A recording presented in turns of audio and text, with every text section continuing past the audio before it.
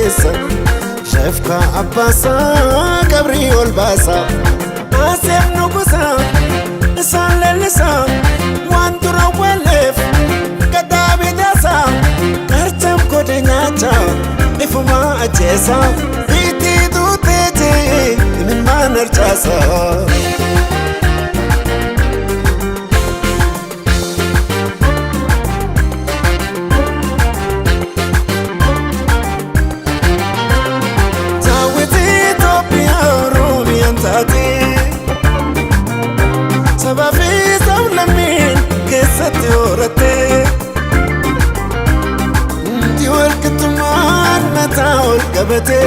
Jaalalaf gammachuun galumaan jiraate hordoftuun nugusa hordoftuun niyaate aduu sitti dhiite Malchalee casaafuu guutaatu aduulee yaabdii saakaa kan faranjiin lolee Dhiira guyyaa xiqqii kanan gombolollee Mega usne mele Sena wan walalle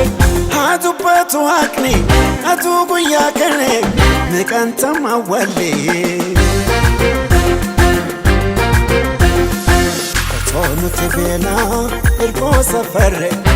Ilman kenya dara Siso gabarre Buruwaya jenne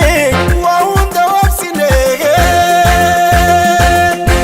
Abo jarre manu ndivde Abojari manu nifne Abojari manu nifne Sarima manu nifne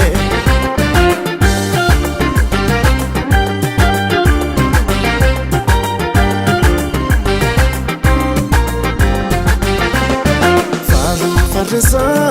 tobe fakkeessa Shefka Abbasa Gabri Olbasa Asef Nugusa Isaan lellisa waan dura waleef Gadaabi dasa Karcham kode nyaacha ifuma acheesa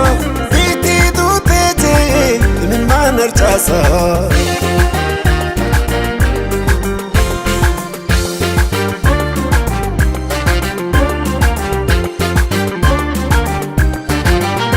Lafa tuufamunaa dhaloota tuulamaa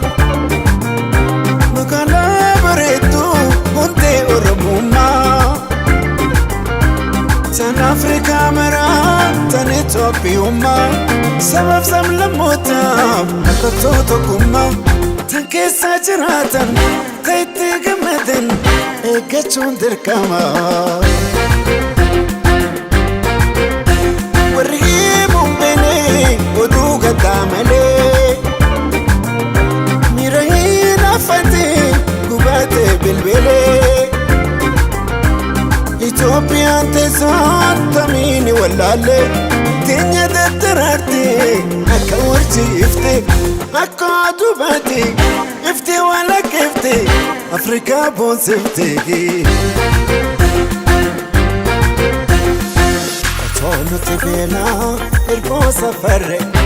Ilmaan keenya daaraa Sisoo gabarre Buruwayya jennee waa hunda wabsine Abojari manu nifne Manu nifne Abojari manu nifne Abojari manu nifne Sarima manu nifne